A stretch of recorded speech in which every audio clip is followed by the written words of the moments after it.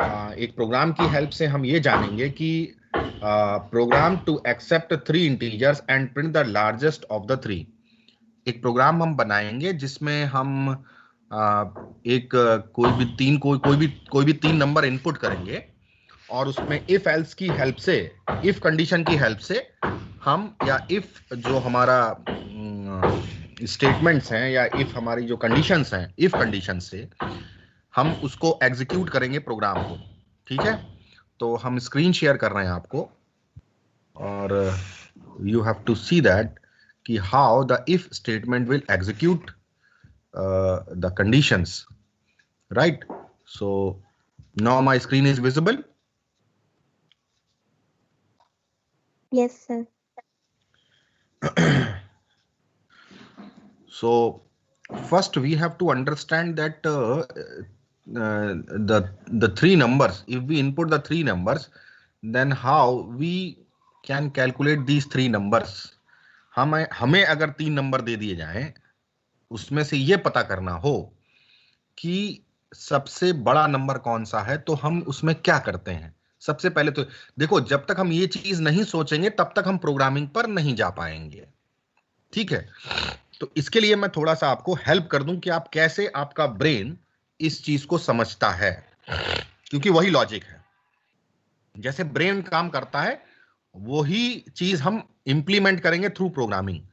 तो हमने क्या किया कि हम पेंट ओपन कर लेते हैं और वहां बताते हैं कि आपको क्या कर रहे हैं हम। हमारा ब्रेन किस तरह से काम करता है कि तीनों में से कौन सा बड़ा है। ठीक है, सपोज मैंने मान लिया ये हमारी 3 लाइन्स हैं,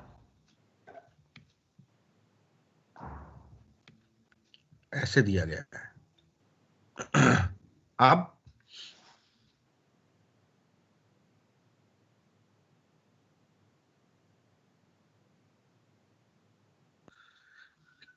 ये जो है किसकी लाइन है, मतलब कौन सी लाइन बड़ी है हमारी।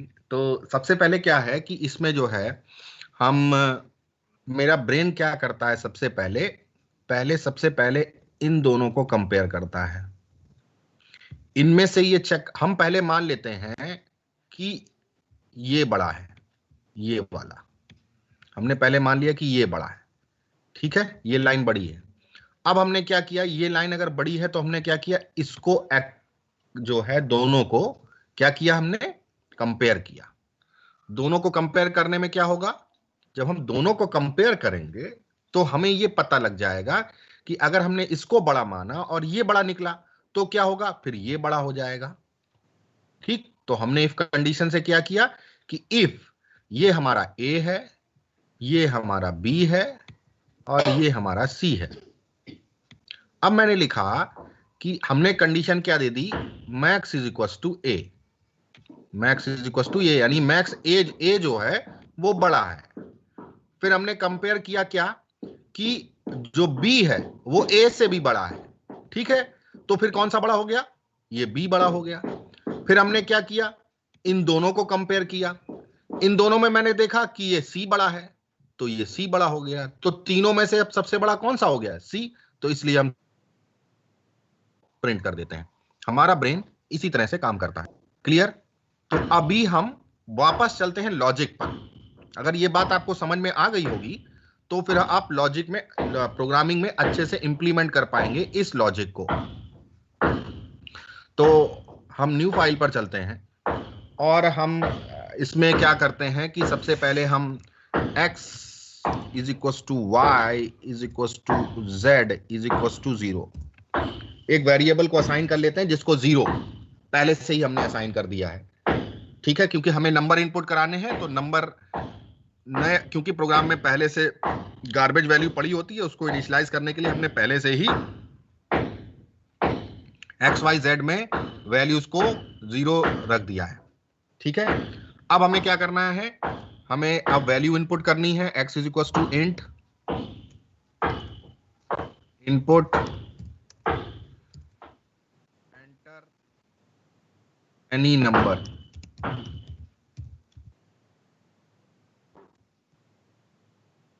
ठीक है, इसी को हमने कॉपी कर लिया और इसी को हमने क्या किया, इसको हमने कॉपी कर लिया और इसी को हम कंट्रोल सी करके इसको 3 बार हम प्रिंट कर देंगे, कंट्रोल वी। बस केवल हमें क्या करना है, x y और z की वैल्यू दे देनी है। ठीक है,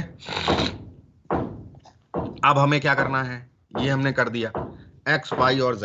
अब हमने क्या लिखा, max is equal to x, यानी मैक्स की वैल्यू क्या है, x है, यानी x क्या है, सबसे बड़ा है। तो हम x is equal to max ना लिख के क्या करते हैं, max is equal to x लिखते हैं, क्योंकि x की वैल्यू राइट हैंड से लेफ्ट हैंड की ओर ट्रांसफर होती है, तो इसलिए max is equal to x लिखेंगे। यहां तक क्लियर है सबको? यहां तक प्रोग्राम क्लियर है सबको? Yes sir.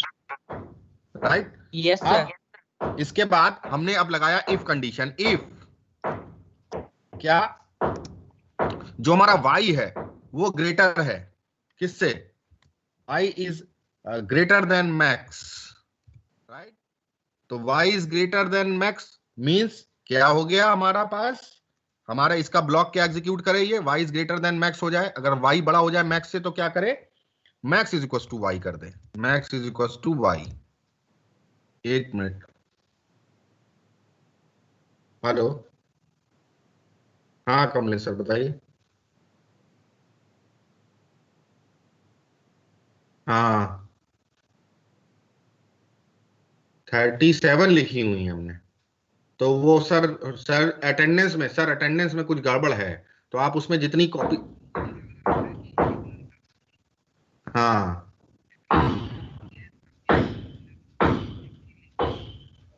नहीं तो उसमें कितने बच्चे कितने हैं टोटल,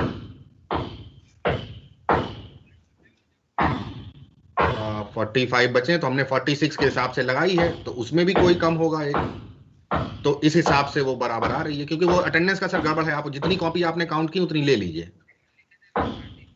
हाँ 36, हाँ जी जी लिख दीजिए। मैं अभी, आप स्कूल में ही है क्या?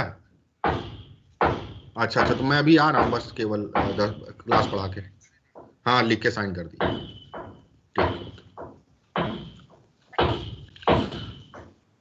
So, am I audible, students? Am I audible? Yes Okay. So, अब क्या किया हमने, अगर y हमारा मैक्स से बड़ा है तो मैक्स बराबर y कर दे, यानी y की वैल्यू बड़ी हो जाए। फिर क्या हो, अब हमने फिर कंडीशन लगा दिया, फिर हमने कंडीशन लगाया क्या, इफ, ब्लॉक से आकर बाहर, if z is greater then max, max हो, ठीक है। अब क्या हो, मैक्स हमारा क्या था, x से हमने पहले कंपेयर किया y को, अब हमने z को मैक्स से कंपेयर किया, तो मैक्स से कंपेयर किया, z हमारा बड़ा हो तो क्या हो जाए, z is equal to max is equal to z कर दे, max is equal to z कर दे, राइट। तो अब क्या हो, जो हमारे पास वैल्यू आ जाए, अब हमें क्या करे, वही प्रिंट करा दे, हमें क्या प्रिंट कर दे, प्रिंट हमें कर दे, प्रिंट लार्जेस्ट नंबर इज, हमने लिखा largest number is equal to colon, और वैल्यू क्या आ जाए हमारे पास, मैक्स की वैल्यू प्रिंट कर दे। ठीक, बस हमारे पास, अब इसको हम रन करा लेते हैं। रन कराने से पहले हमको सेव करने के लिए पूछेगा, हम इसको सेव करेंगे प्रोग्राम को, लार्जेस्ट, ठीक है, लार्जेस्ट पहले पड़ा हुआ है, अंडरस्कोर इफ कर देते हैं इसको, कि इफ स्टेटमेंट से हमने इसको एग्जीक्यूट कराया है। देखिए, एंटर एनी नंबर, सबसे पहले मैंने दिया 12, इसके बाद मैंने दिया 34, इसके बाद दिया मैंने 46, तो आंसर आ जाएगा क्या, लार्जेस्ट नंबर इज 46। ठीक है, तो इस तरह से हमारे पास ये वैल्यू ये चेक कर देगा कि ये वैल्यू बड़ी है। ठीक है, तो फिर से हम एक बार प्रोग्राम कोडिंग पर चलते हैं। कोडिंग में मैंने क्या किया कि तीनों वैल्यूज को इनिशियलाइज किया 0 से, और उसके बाद हमने x की वैल्यू को इनपुट कराया, एक नंबर को इनपुट कराया, फिर उसके बाद दूसरे नंबर को इनपुट कराया, फिर हमने तीसरे नंबर को इनपुट कराया, फिर हमने क्या किया कि एक वैल्यू को बड़ा मान लिया सबसे पहले, तो हमने लिख दिया कि x की जो है वो सबसे बड़ा है, ठीक है। फिर हमने क्या किया, जब x सबसे बड़ा है तो यहां पर y is greater then x हो जाएगा, तो मैक्स की वैल्यू y हो जाएगी, यानी y बड़ा हो जाएगा। अब z is equal greater than x हो जाएगा, तो मैक्स की वैल्यू क्या है, x है, तो अगर x z से बड़ा है यानी तो z बड़ा हो जाए, z बड़ा है x से तो z बड़ा हो जाए, और वही वैल्यू हमने प्रिंट कर दी है, ठीक है। तो हमें क्या समझना कि हमारा ब्रेन कैसे सोचता है, वो अगर आप समझ में आ जाए तो कि प्रोग्राम को वो कैसे अंडरस्टैंड कर रहा है आपका ब्रेन, तो फिर कोडिंग लिखने में आसानी हो जाती है, ठीक है। कोड आप आसानी से लिख सकते हैं, यानी कोई भी प्रोग्राम फिर आपके लिए टफ नहीं होगा कि आप प्रोग्राम कैसे लिखें, आपको कैसे समझ में आए। तो सबसे पहले आपको कि ब्रेन मैपिंग जो होती है कि आप ब्रेन आपका किस तरह से चीजों को समझता है, और वही प्रोग्रामिंग है। क्योंकि हमें प्रोग्राम बनाने के लिए हमें उसके लिए आर्टिफिशियल इंटेलिजेंस, मतलब जो कंप्यूटर आर्टिफिशियल इंटेलिजेंस है, कैसे समझेगा, वो कैसे प्रोग्राम को अंडरस्टैंड करता है, प्रोसेसर कैसे काम करता है, वही हमारा ब्रेन है, और इसीलिए हमको प्रोग्रामिंग सिखाया जाता है, ठीक है। कि हमारा मतलब ब्रेन कैसे सोचता है, तभी वो इंप्लीमेंट हो पाता है। तो इसके लिए आपको सबसे पहले जो है वो अपनी लॉजिक एबिलिटी जो है उसको बढ़ाना पड़ेगा। और लॉजिक एबिलिटी कैसे बढ़ेगी, आपको ये सोचना पड़ेगा कि हमने कैसे इन 3 नंबर्स में से बड़े को फाइंड आउट किया, ठीक है। तो आपका ब्रेन इसी तरह से काम करता है। हालांकि आपको, क्योंकि आपका ब्रेन क्योंकि इन सब चीजों के लिए ब्रेन आपका बड़ी तेजी से काम करता है, पता नहीं कर पाते। आपको कोई 3 नंबर दिए, आपने फटाक से देख लिया कि ये तीसरा नंबर बड़ा है, लेकिन आपने उसके अंदर नहीं देख सुना, आपने उसको समझा नहीं कि हमारे ब्रेन ने इसको कैसे टेस्ट किया। और वही टेस्टिंग जो मैंने आपको बताई अभी पेंट में, MS पेंट में, यही टेस्टिंग वो करता है, और तब आपका ब्रेन ये समझ पाता है कि ये बड़ा नंबर है, सबसे बड़ा। और वही कोडिंग हमने यहां पर की हुई है प्रोग्राम में। ये सबको समझ में आ गया?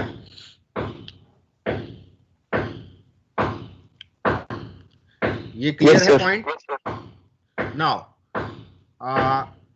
राइट अप एक दूसरा प्रोग्राम और हम देखेंगे जिसमें हम इफ एल्स की मदद से ये पता करेंगे कि whether the number is given number is even और ऑड, मतलब कि कोई भी नंबर इवन या ऑड है उसको हम कैसे पहचानेंगे। तो उसके लिए हम लोग दोबारा एक नई फाइल ओपन करते हैं और हम ये पता करते हैं, हमें पहले कंडीशन पता कर लेनी चाहिए कि इवन और ऑड को हम किस तरह से चेक करेंगे। तो हमें पता है कि कोई भी नंबर इवन कब होता है, जब उसको हम, कोई भी नंबर इवन कब होता है जब हम उसको 2 से डिवाइड करें, ठीक है। यानी 2 2 जा 4 और रिमाइंडर कितना है हमारे पास, 0 आ जाए, ये कंडीशन होती है। यानी रिमाइंडर हमेशा क्या होगा, 0 होगा। यानी कि हम इसको पाइथन में कैसे लिख सकते हैं, यानी इसमें लिखेंगे हम जो हमारा मॉडुलस होगा, मॉडुलस को यूज करेंगे, यानी जो नंबर हमने इनपुट कराया है, ठीक, नंबर हमने इनपुट कराया, नम जो हमने इनपुट कराया, मॉडुलस का साइन, क्योंकि रिमाइंडर चेक करेगा, मॉडुलस किसके बराबर हो जाए, equal to double equal to, compare कराएंगे 0 से, किससे, 0 से। अगर ये 0 हो जाता है तो वैल्यू हमारी कैसी हो जाएगी, हमारी इवन हो जाएगी, ठीक है। नम यानी जो वैल्यू इनपुट की है, %2 नहीं लिखा मैंने, यहां पर हमारे पास 2 भी आएगा, नम %2 इज इक्वल टू 0, देन क्या होगा, number is even, otherwise number is odd. तो प्रोग्रामिंग पर चलते हैं हम लोग।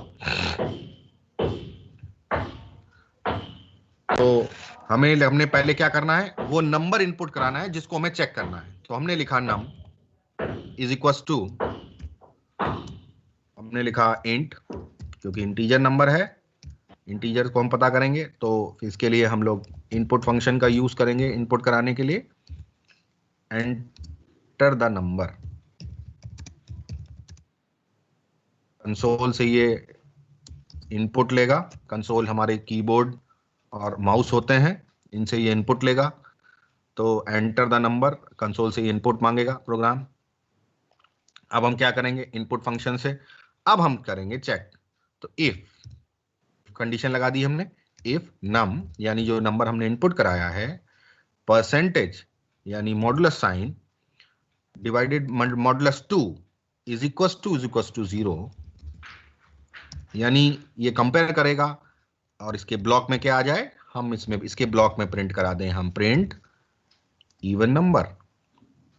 क्या हम इसमें नंबर भी दे दें, तो हम लिख दें इसमें नम कॉमा, अब लिख दें इसको is uh even number.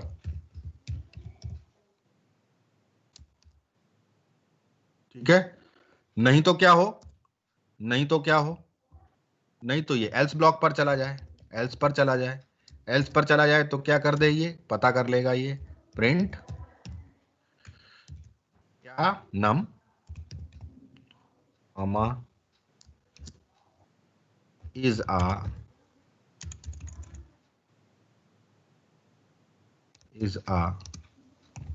odd number, right. अब इसको हम रन कराते हैं, रन कराएंगे तो ये सेव करने के लिए बोलेगा हमको, सेव कर देंगे इवन अंडरस्कोर ऑड, सेव।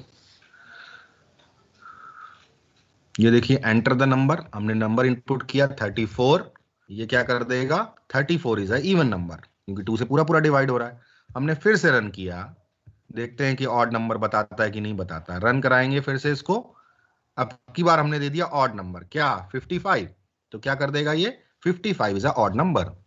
तो इस तरह से हम लोग प्रोग्राम को इफ एल्स की मदद से, यानी क्या हो रहा है कि पहली कंडीशन अगर फॉल्स हो रही है तो वो ट्रू हो जाएगा, तो पहली कंडीशन अगर ट्रू हो रही है तो इवन दे देगा, अगर वो फॉल्स हो रही है क्योंकि 2 से जो डिवाइड नहीं होते सारे नंबर्स, वो सारे क्या हो जाते हैं, हमारे ऑड नंबर्स हो जाते हैं। तो हम इफ एल्स की मदद से, इफ एल्स जो स्टेटमेंट्स हैं हमारे, उनकी मदद से हम लोग प्रोग्राम्स में इवन ऑड को चेक कर सकते हैं। ये बात समझ में आ गई सबको?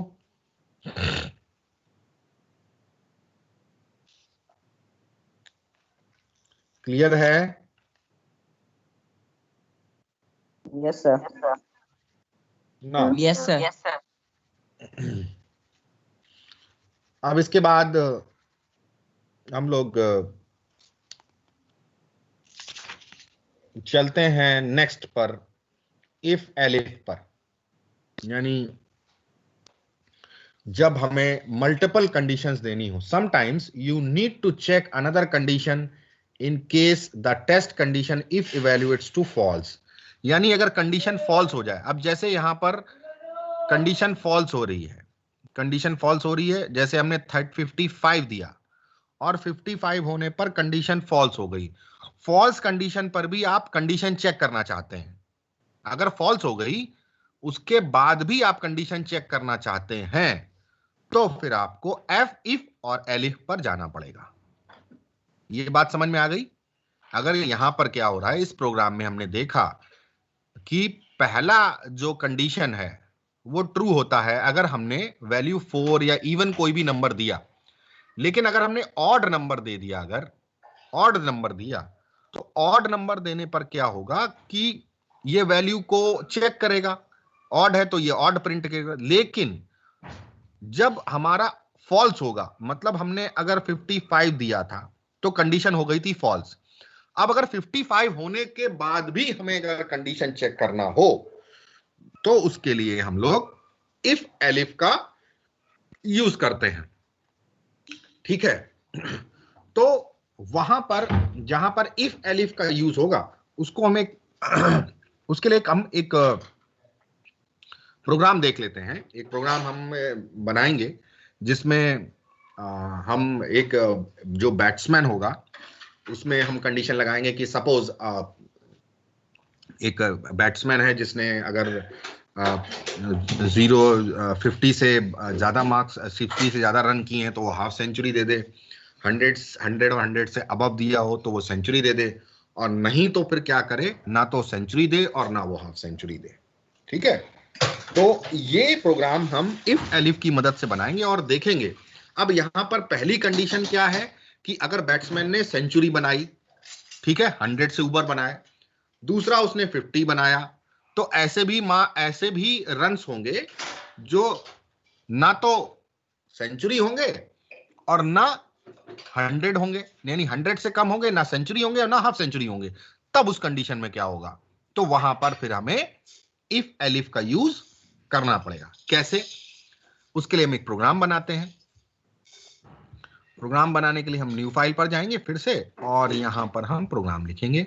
पहले तो हम क्या करेंगे, रन इनपुट कराएंगे, जो बैट्समैन के द्वारा जो है वो इंटर किए गए हैं, रन्स जो चेक करने हैं, कंडीशंस चेक करनी है। तो इंट इनपुट का यूज करेंगे, इनपुट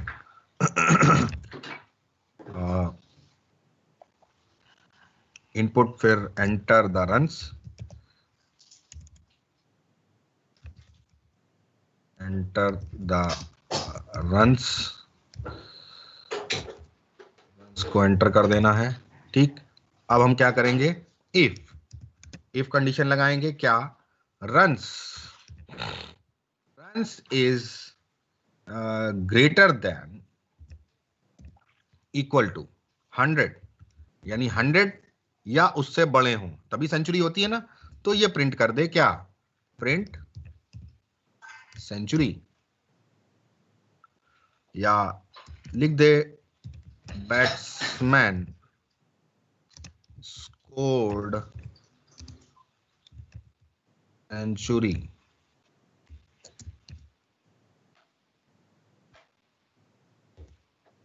उसके बाद एल्स अब आ जाए, यहां पर नो एल्स नहीं लगेगा, इफ एलिफ यहां पर लगेगा एल इफ। अगर एलिफ पर क्या करे, ये एलिफ कंडीशन लगा दे, runs is greater than equal to 50, तो फिर क्या कर दे,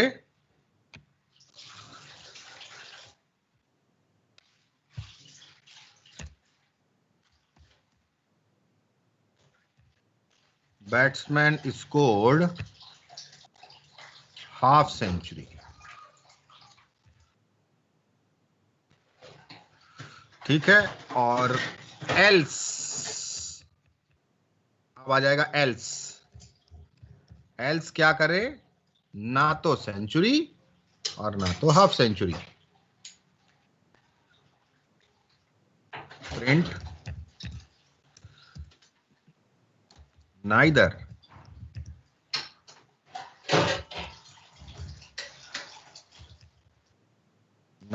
century nor half century.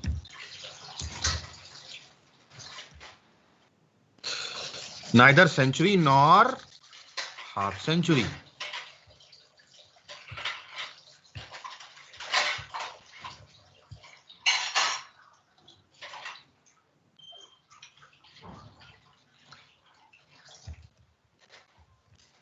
हमने लिखा बैट्समैन, सेव किया इसको। अब देखिए यहां पर एंटर द रन्स मैंने दिया 23, तो ये क्या होगा, neither century nor half century, क्योंकि क्या करेगा, पहली कंडीशन से जब ये हमने 23 डाला तो 23 कहां जाएगा, पहले यहां पर रन्स चेक करेगा, रन इज ग्रेटर देन 100 नहीं है, तो ये क्या करेगा, एलिफ पर आ जाएगा, फिर चेक करेगा क्या कि run is greater than equal to 50 नहीं है, ये भी कंडीशन फॉल्स हो गई, तो पहली कंडीशन फॉल्स हुई, फिर यहां पर क्या है, दूसरी कंडीशन भी फॉल्स हो गई, यानी यहां पर आकर दूसरी कंडीशन जब फॉल्स हुई तो इसने उठाकर कहां पर डाल दिया, एल्स पर, तो फिर क्या होगा, ये एल्स ब्लॉक एग्जीक्यूट हो रहा है।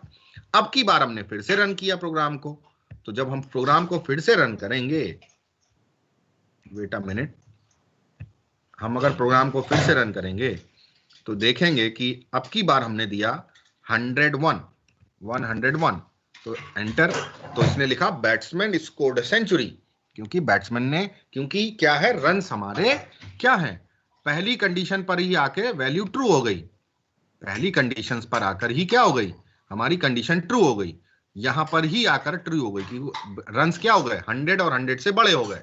तो क्या हुआ, प्रिंट बैट्समैन स्कोर सेंचुरी। इसने फिर इसको टेस्ट ही नहीं किया। लेकिन अगर हमें ऐसी कंडीशंस देनी हो जहां पर हमको एक या दो से ज्यादा कंडीशन टेस्ट करनी हो, तो यहां पर दो कंडीशंस हैं कि 50 और 100। तो यहां पर अब अगर हमें डबल सेंचुरी का लिखना हो तो कैसे लिखेंगे, तो फिर हमें एलिफ पर जाना पड़ेगा। वापस इसी प्रोग्राम में चेंज कर लेते हैं हम लोग। एलिफ क्या, elif runs is greater than equal to 200। ठीक है, क्योंकि डबल 100 भी मारते हैं, तो डबल 100 अगर मारेगा तो क्या होगा, यहां पर लिख दे बैट्समैन स्कोर डबल टन। ठीक है, तो यहां पर भी हम ऐसे कंडीशन लगाकर इसको भी चेक करा सकते हैं। ठीक है, तो यहां पर हमें केवल प्रिंट में जो इसका ब्लॉक होगा प्रिंट में उसको लिखना पड़ेगा, और वहां से भी हम इस कंडीशन को लगाकर चेक कर सकते हैं। ये बात सबको समझ में आ गई? Yes sir. Yes sir. किसी को कोई डाउट अभी बता दे। No sir. No sir. किसी को कोई डाउट हो तो बता दे अभी। No sir. No sir. Okay, तो अब हम चलते हैं अपने नेक्स्ट प्रोग्राम पर, और नेक्स्ट प्रोग्राम में हम ये देखते हैं कि जो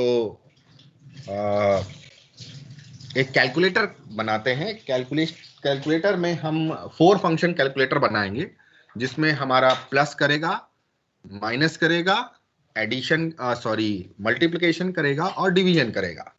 these are the 4 function calculator. तो 4 फंक्शन कैलकुलेटर बनाने के लिए हम लोग पहले क्या करेंगे कि हमें 2 नंबर्स इनपुट कराने पड़ेंगे, क्योंकि अर्थमेटिक ऑपरेशन परफॉर्म होंगे, बाइनरी ऑपरेटर्स हैं, तो इसलिए 2 हमें वेरिएबल्स को इनपुट कराना पड़ेगा, 2 नंबर्स को इनपुट कराना पड़ेगा।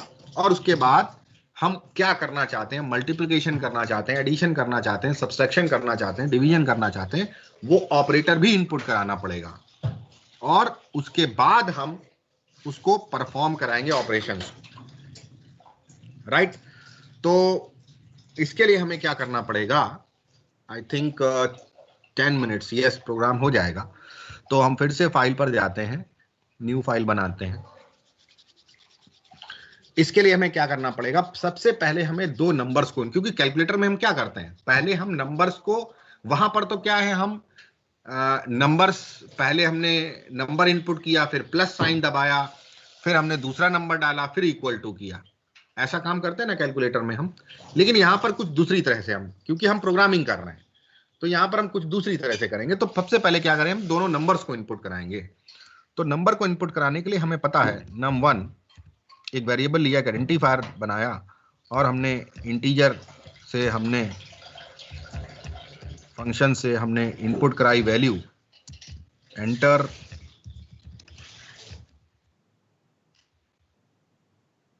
नंबर।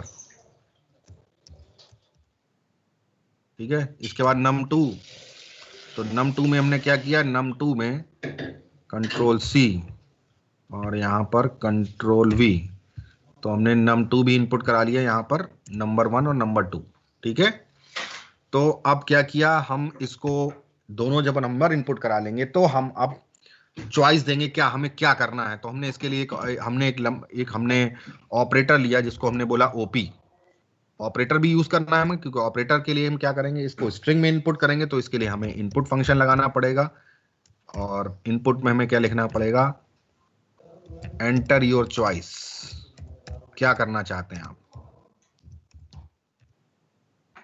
Enter your choice. और हमने चॉइस में लिख भी दिया, रुको, चॉइस में हमने लिख दिया क्या, ब्रैकेट के अंदर डाल दिया चॉइस में, plus comma minus comma slash और वेट अ मिनट कॉमा, या आप क्या करना चाहते हैं, मल्टीप्लिकेशन क्या करना चाहते हैं आप। ठीक है, और इसके लिए हमने क्लोज कर दिया। ठीक, एंटर योर चॉइस। ठीक, ऑप्शन में आपको क्या दे दिया, एंटर और चॉइस। अब हमने देख दिया इसमें, अब हमें चूंकि रिजल्ट आना है, हमें इसके लिए पहले से ही हमको इसको 0 डिफाइन करना पड़ेगा, वो इसलिए क्योंकि गार्बेज वैल्यू ना उठा ले कहीं से। अब हमने कंडीशन चेक करना है, क्या इफ कंडीशन चेक करेगा, ओपी की वैल्यू अगर हमारे पास क्या आपने दे दी, ओपी इज इक्व टू आपने दे दिया प्लस, ठीक है, आपने क्या दे दिया, प्लस दे दिया। तो क्या करे ये कर दे हमारे पास रिजल्ट में क्या आ जाए, RESULT को हमने रिजल्ट का वैल्यू रख रखा है 0, वहां पर 0 होगा पहले से ही, तो ये क्या कर दे, num1 प्लस num2 कर दे, ठीक, num1 प्लस num2 कर दे, और num2 रिजल्ट में चला जाए, और रिजल्ट को ये बाद में हम प्रिंट कराएंगे, ठीक है। इसके बाद अगर नहीं है तो क्या करे, ये फिर से एलिफ ये चेक कर दे, क्या ओपी की वैल्यू अगर क्या है, ओपी की value, wait a minute, OP की वैल्यू अगर क्या है, ओपी की वैल्यू फिर से कंपेयर करें, अगर वो वैल्यू माइनस है तो क्या हो, माइनस हो तो क्या हो, रिजल्ट 1 num1 माइनस num2 कर दें। यहां पर आपको क्या करना पड़ेगा कि num1 की वैल्यू हमेशा आपको बड़ी रखनी पड़ेगी, नहीं तो वो माइनस में आंसर देगा, ठीक है। तो हमने लिखा रिजल्ट RE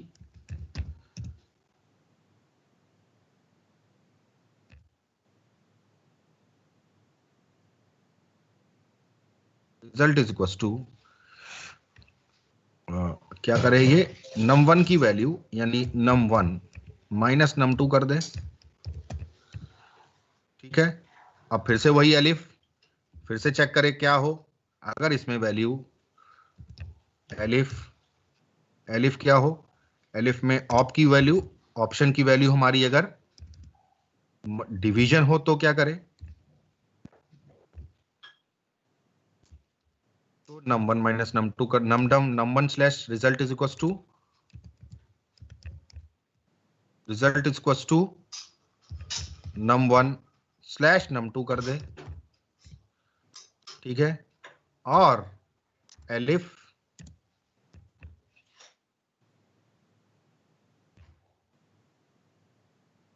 अगर ओपी की वैल्यू हमें अगर मल्टीप्लिकेशन देनी हो तो क्या करे, ये num1 की value num1 multiply by num2 कर दे, एल्स अगर आपने इसके अलावा कोई भी ऑपरेटर लिया तो फिर हम ये एल्स ब्लॉक पर आ जाए, यानी सारी कंडीशन अगर फॉल्स हो जाए तो फिर ये लास्ट वाली कंडीशन इनपुट कर दे, क्या, इनवैलिड ऑपरेटर। तो ये मैसेज क्या प्रिंट कर दे, इनवैलिड ऑपरेटर। आपने बाकी जो ऑपरेटर्स लगाए हैं उनमें इनवैलिड हो जाए, ये invalid operator operator entered.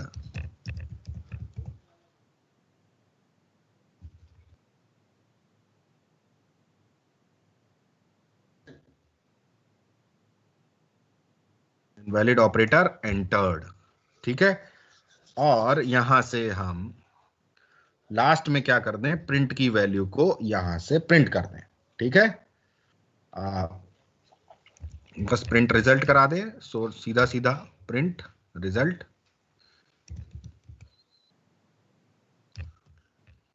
Print result करा दें यहां से, ठीक है। नहीं तो हम ऑपरेटर करके बना के हम उसको थोड़ा अच्छा सा सजा सजा के भी लिख सकते हैं, ठीक है। तो हमने रन कराया प्रोग्राम, सेव करने के लिए बोलेगा, हमने इसको ना, एक मिनट रुकिए, इसको मैं लिख देता हूं फोर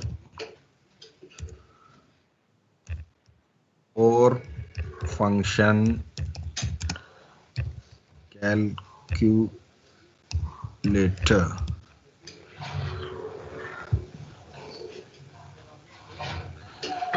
बेटा प्रिंट रिजल्ट लिख दिया, RESULT लिख दिया ना यहाँ पर लास्ट में। अब हमने क्या किया, हमने पहले वेयर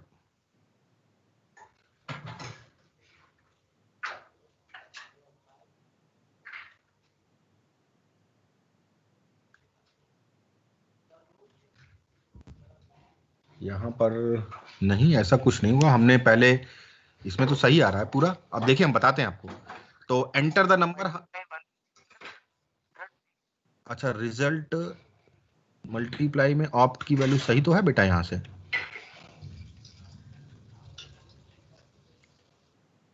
सही है। ये देखो नम वन नम, अच्छा रिजल्ट नहीं लिखा, very good very good very good good, RESULT, result is equal to right.